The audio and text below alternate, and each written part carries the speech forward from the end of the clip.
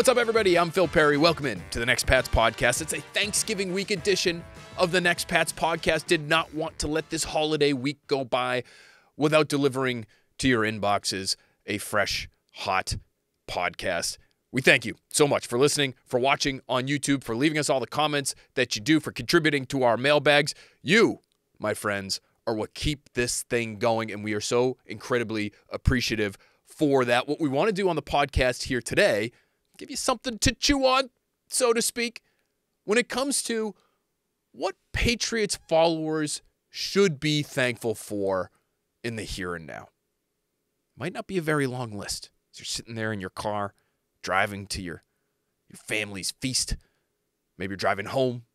Maybe you're on the road. Maybe you got some significant travel ahead of you. God bless you if you do, looking to spend that time with your family as you should. But as you consider, I am a Patriots fan. What do I have to be thankful for exactly as the team sits here at 3-9?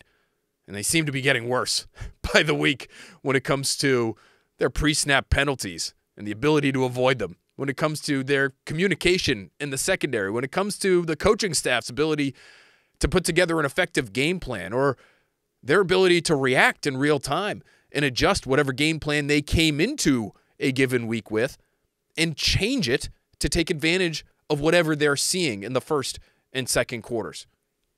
What do I have to be thankful for exactly? Well, of course, you'd start with the rookie quarterback, Drake Maye. He's everything you could have hoped for and more, maybe minus the turnovers. Alex Van Pelt telling us today that those need to stop. Quite frankly, those comments from Van Pelt, I was taken aback a bit by them because there wasn't a whole lot of understanding there. There wasn't a lot of excuse making from Alex Van Pelt. No. He said, doesn't matter. You could be a 10-year vet. You could be a rookie. You just can't have it. I might make more excuses for Drake Maye than Alex Van Pelt is. And I think that's a good thing on Alex Van Pelt's behalf. Be demanding. Set a standard. Let those of us in the media, maybe especially those of us who considered Drake Maye the best quarterback prospect in this year's draft class, to be the ones to make excuses. And I think some of them can be excused away when we're talking about Maye's turnovers. End of game, down on the scoreboard, trying to make a play. You may try to throw a pass that shouldn't be thrown. You may try to escape a would-be sack that you shouldn't be escaping. Those are things that, number one, rookies are going to make, especially quote-unquote playmaking rookies are going to make. If Drake Maye's not trying to do everything he can to get out of the grasp of a defensive tackle, the Patriots aren't going to have much of an offense. And so I can understand it, on the one hand, why he gets himself into some bad positions. On the other, yes, of course, you need to reduce him. He's got 11 turnovers since taking over as a starter in Week 6. That's a lot. And so what you don't want right now, if you're a Patriots fan, is for Drake Maye to be developing bad habits because of the situation he's in. You don't want him to start thinking that he needs to, as he described it, swim move Zach Sealer near the end of that Miami game, only to have it punched away, because that's going to happen more often than not if you try to pull that move when somebody's giving you a big old bear hug. So, you're thankful for Drake Maye, despite the turnovers. You're thankful for 20 years of happy memories. You're thankful for what else? I've got a few ideas, and it has to do with roster building. I know here for decades, we thought that real football didn't start until after Thanksgiving.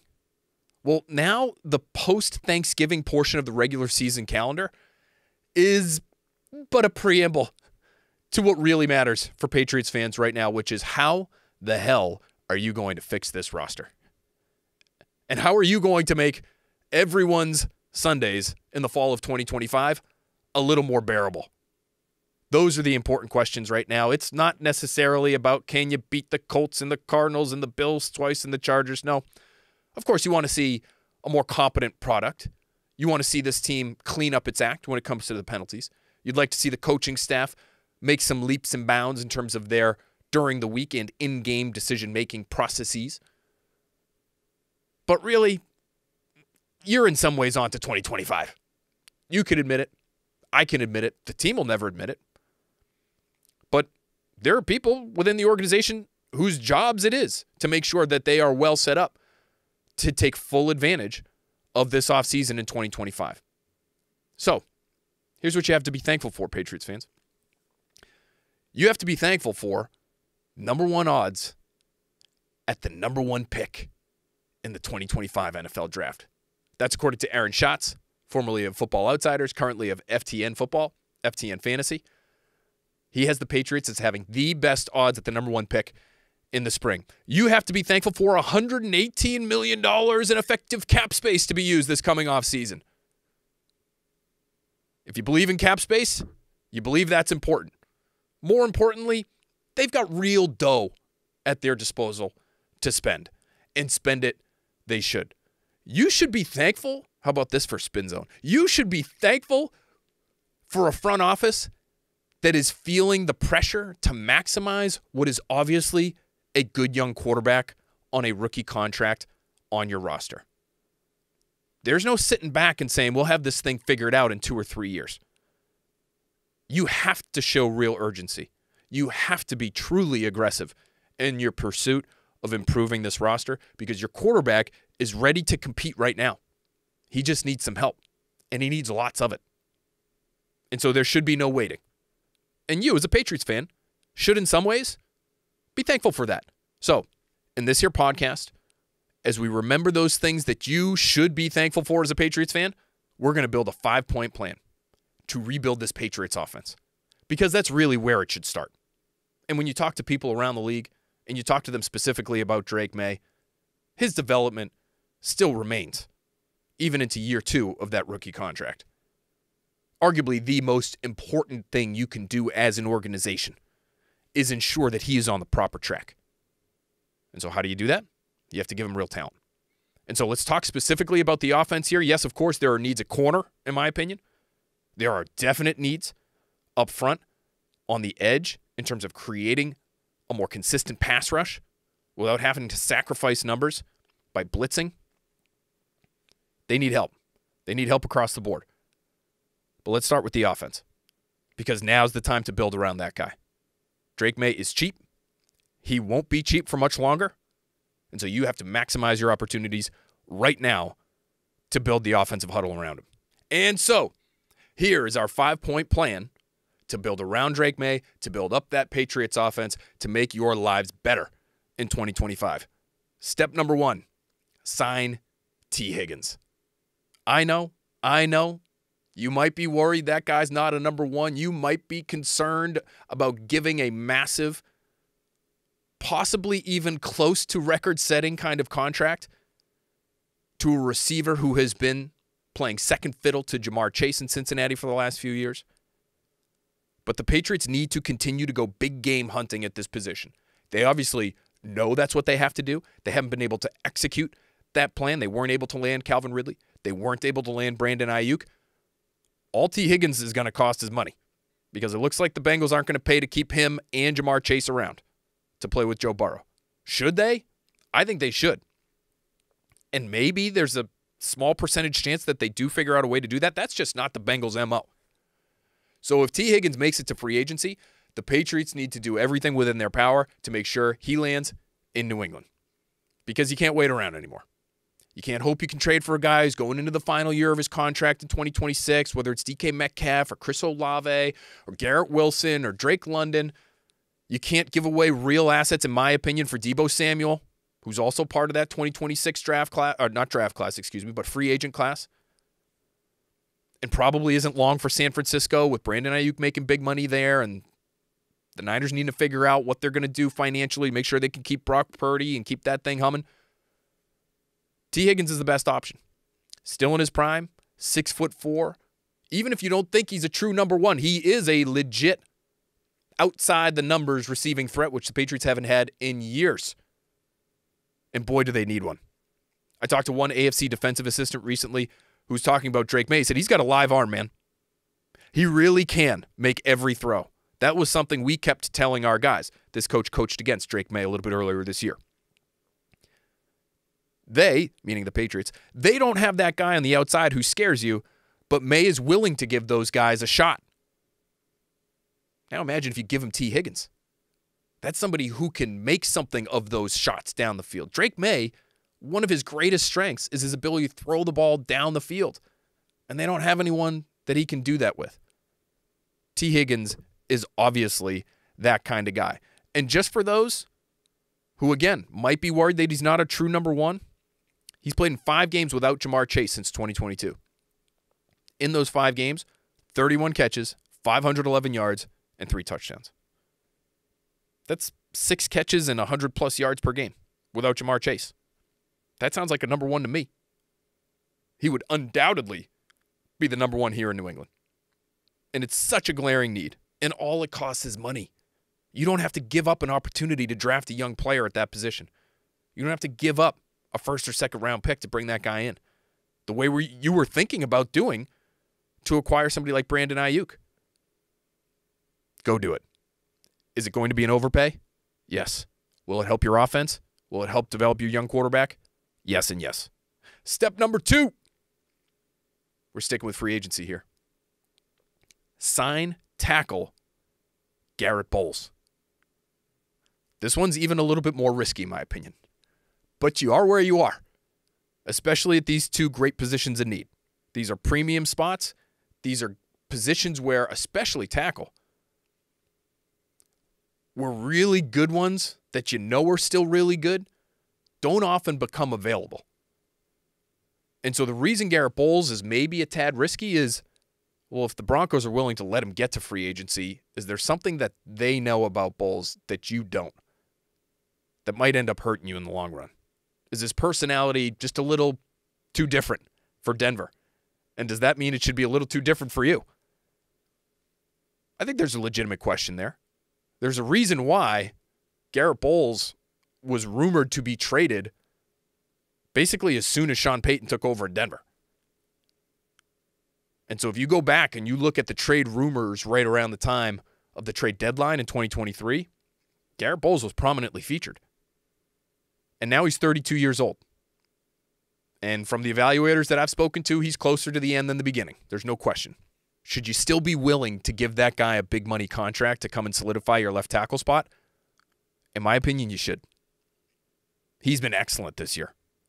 Denver arguably is the best offensive line in football, and he is a huge part, if not the biggest part, of that offensive line. Among 54 tackles with at least 500 snaps this season, Pro Football Focus has given Bolles its 2nd highest pass blocking grade. This is a guy who has proven in spurts that he can shut down, he can handle big-time pass rushers. You do not have to scheme around this guy. And again, if he makes it to the market, all it costs is money. And the Patriots have plenty of that. I spoke to an AFC executive who said, I wouldn't allocate my money to a receiver if I didn't have an offensive line first. Maye can make those receivers better. You hope he can elevate those guys. But you have to be able to protect him, and you have to be able to run the football. That second part, to me, is actually most critical when it comes to signing a tackle like Bolles, who's going to cost you a ton of money, despite his age. Because Maye has at times made this offensive line look serviceable. That certainly wasn't the case in Miami. Even he couldn't do anything about all the pressure he was seeing in Miami. But there have been games where you look at it and you say, they could get by with Ben Brown at center, Michael Jordan at guard, Fedarian Lowe and Demontre Jacobs at tackle. Feels like that unit's coming together a little bit. Feels like those guys are growing. Those guys might actually be improving. Is that really what's been happening? Or is Drake Maye just making them look better because of his ability to extend plays and scramble around and pick up yardage on 3rd down and keep the chains moving, basically all on his own? They have not been able to run the football. Maye can make the offensive line look better when he drops back to pass, based sheerly off his own athleticism. What he can't do is make those guys better run blockers. And that, to me, is why investment along the offensive line is absolutely vital. Beyond just protecting physically Drake Maye, you want to protect your offense. You want to be able to maintain some level of unpredictability, some level of versatility with your offense. And if you can't run the football, you're one-dimensional. You're making life harder on your young quarterback. You're allowing defenders to pin their ears back and get after the quarterback. And so Garett Bolles, as much as you're paying him to pass protect and you're paying him to be that guy on Drake Maye's blind side, you're also paying him to make yourselves a halfway decent running football team. And so, if you sign Bolles, now you feel good about your left tackle spot. You feel good about your right guard spot and Mike Onwenu. It feels like the right tackle thing with Onwenu, that ship has sailed, unfortunately for the Patriots. Because if he could play right tackle, that's where they should be playing him. It's harder to find those guys. And you're going to find that out as we get deeper into our plan here.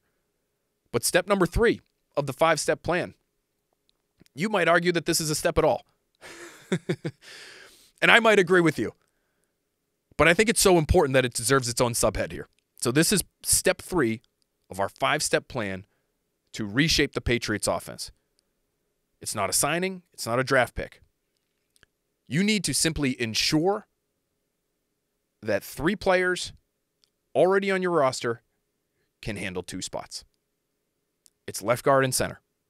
And the 3 players are Cole Strange, David Andrews, and Layden Robinson, believe it or not.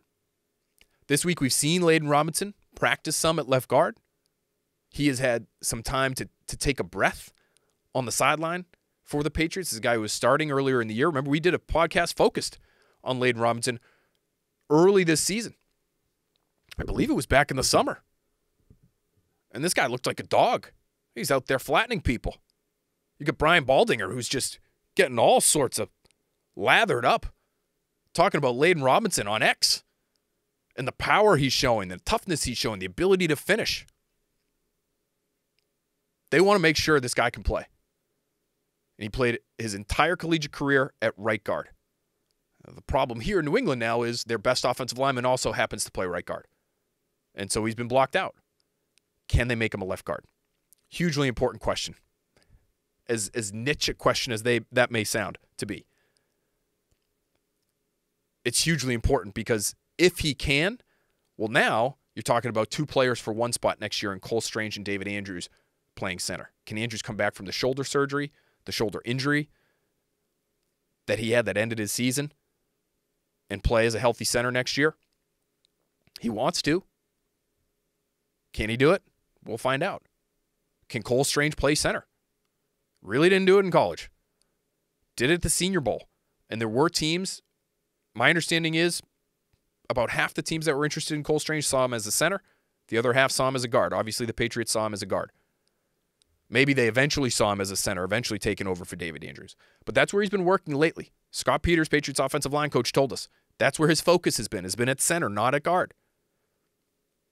So can you depend on him maybe to take that spot over if David Andrews can't go? Or if Layden Robinson looks like he's going to fall on his face at left guard because he just can't switch sides, can Cole Strange be your left guard next year back at his old spot, and can David Andrews play center? These are all really important questions. And to me, you have to have a pretty good idea of how those questions are going to be answered by the time you get into free agency. Because if you don't, and you miss out on the opportunity to sign someone like a Josh Myers, former Ohio State product, who's a center at the Packers, and probably would check a lot of the same boxes that Elliott Wolf would be looking for, given his Packers background, to play on the interior of the offensive line. You might be talking about Will Fries at the Colts. Still with some injury this year, and he, again, has been primarily a right guard. That's Mike Onwenu's spot. Can you get him over to left guard? Has played really well when healthy of late. But could you sign him because you don't feel great about Layden Robinson at left guard and you don't feel great about Cole Strange getting back to guard? That's why you need to have these questions answered. That's why it's such a critical step. It's why this is, even though it might not be a step in terms of an acquisition, it is still a step in terms of rebuilding your offense. So that's point number 3. Ensure that 3 can handle 2 on the offensive line. Step number 4, now we're into the draft. And you heard me mention earlier, Aaron Schatz, our guy from FTN. If he says the Patriots have the best shot at landing the number 1 overall pick in 2025, who am I to argue? And so we're not going to pick 4th for the Patriots, where they are currently slated to pick. we're going to have the Patriots picking first. And we're going to have the Patriots sticking at number 1 overall and picking Travis Hunter out of Colorado. The best player in the draft. Does he project best as a corner? Does he project best as a receiver? Here in New England, you'd be strongly encouraging him to play receiver. As much as they could use another corner on the outside. I truly believe that. Jonathan Jones, closer to the end than the beginning. Marcus Jones, we've seen it at times, struggles with size. Travis Hunter's a little longer player, certainly a sticky cover guy. And the bigger point is, he is simply the best player in the draft.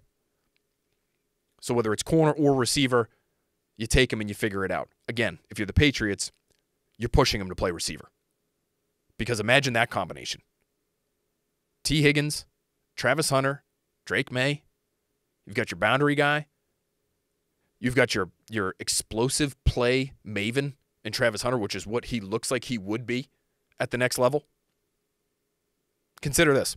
One defensive assistant telling me of Drake Maye. He's Josh Allen. Big arm, the way he scrambles. He's tough. He runs hard. I'm not sure why they don't let him run more on designed runs, but those players who can move around, extend plays, allow their guys time to uncover, they're really hard to defend. If you can get Drake Maye and Travis Hunter on the same page in some of those off-script scramble drill situations, that's a dynamite pairing for a long, long time. And it immediately makes this Patriots offense so much more dynamic. It doesn't mean you can't use Pop Douglas. It doesn't mean you can't use Kayshon Boutte. Does it mean you might be willing to part with Kendrick Bourne before next season? It might. You can actually pick up some cap space by letting Kendrick Bourne go this coming year. He is under contract for 2 more years, but it's pretty clear out after this year, 2024. Jalen Polk, you're going to keep him around because he's a second-round pick, but now you're not necessarily forcing him into being a contributor if that's not what he's capable of being. You've got a 1-2 combination or a 1A and a 1B combination with the 2 guys you acquired, the veteran and the rookie. You've got a clear slot option in Pop Douglas. Maybe Jalen Polk is somebody who can fill in depending on where he's needed. But to me, you might be asking for trouble if you're asking for Jalen Polk to, for sure, be a starting caliber, dependable receiver in year 2. Because we just haven't seen it. I don't know how you could be confident that that is definitely going to happen. What you definitely have is a quarterback. And what you definitely have is a need at receiver. And so to take that number 1 overall pick and to pass on the best player in the draft because why? Because you thought a year ago a guy you're going to take in the second round was going to have such a high floor that he was almost like a no-doubt kind of option, picking in the 30s? I guess, but that to me is committing to what could ultimately prove to be a bad decision. I'm not ruling out the possibility that Bolk could eventually play. But I also would say you'd be mismanaging your roster if you were saying to yourselves that he is locked in to be a starter for your team next year. Give yourselves more options. And the reason why I wouldn't trade out of number 1 overall, I think in theory you would love to do that. This year's a little bit different kind of year, man. You just don't have the high-end quarterback talent this year that you have in most other years. Maybe Cam Ward. Maybe Shedeur Sanders. I know our guy, friend of the podcast, Mel Kiper, believes Shedeur Sanders is going to be the number 1 overall pick. I'm not sure after that performance last week. I'm not sure, based on how the rest of the season is going to go for him, that is how teams in the NFL are actually going to view him. Are the Raiders going to be willing to do whatever it takes to move up to number 1 overall if they're somewhere in the top 5 and make sure that they land Shedeur Sanders? Do they feel that strongly about him as a franchise quarterback? How about Cam Ward? Feel the same way about him? I think there are just too many question marks. Our guy Dane Brugler, who was just on with us a few weeks ago on Next Pats, he just came out with his top 50. Cam Ward is his highest rated quarterback. He's the 16th player in the draft for him. First round worthy for sure. And Shedeur Sanders is too. But he's somewhere in the 20s in terms of Brugler's rankings. And so, listen, that's not the be-all, end-all, and every team is going to view it a little bit differently, and both of those players have qualities that should get them drafted and drafted highly. Do they give teams everything they need at that position to be taken undoubtedly? Are they those kinds of can't miss, almost can't miss? There's no such thing as a can't miss, but almost can't miss prospects where you want to take them top 3 as a lock, or you're willing to move heaven and earth to take them at number 1 overall? I'm not seeing it right now, and I'm not hearing it from people who are evaluating these guys. So for me, rather than, even if I was given the option, and I could trade down with the Titans or I could trade down with the Raiders, one of these teams that clearly has a quarterback need, am I willing to do that and bypass the opportunity to add Travis Hunter? No, I'm not. I like Will Campbell out of LSU.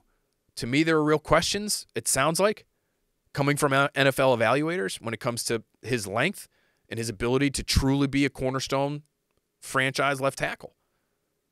And by the way, free agency, we know, happens months before the draft. In my scenario here, they already signed Garett Bolles. So you're going to draft Will Campbell maybe after you trade down, and you're going to have him play right tackle? I guess you could try. We've seen that's not an easy move for some people. And that's where he's spent the bulk of his career. So I just don't love the idea of, if you do get that number 1 overall pick, as Aaron Schatz has projected, moving off of it. Give me the explosive playmaker. I know you still have pieces that you have to figure out on the offensive line. I know you'd love to trade down and add draft capital and try to fill a multitude of holes that are on your roster. Travis Hunter, to me, looks like a sure thing. And I'm not passing up a sure thing in a draft that seems to be running low on sure things when it comes to true blue chip talent. But we'll get our arms around this draft class a little bit more firmly as we get closer to it. And so maybe I can be moved. Maybe I can be moved off that spot. Maybe I can be pushed into trading out of pick number 1 overall. Maybe if Elliot Wolf was here with us on the podcast right now, he would say, there are plenty of talented players in this draft that could help us. Defensively, looks like especially up front, defensive tackle, pass rusher, there will be some real dudes near the top of the draft. So maybe you're going to bypass offense altogether because of all the work you did on that side of the ball in free agency. And you look at the draft and you say, now we got to attack the defense. Because Drake Maye, he just got himself a tackle. He just got himself a number 1 receiver. He's going to be just fine. Now we got to go get that defensive stud in the draft. Maybe that's how they'll look at it. That's not how I'm looking at it right now. Give me Travis Hunter with pick number 1 overall. And step number 5, finally, we are going to go to a second-round pick here.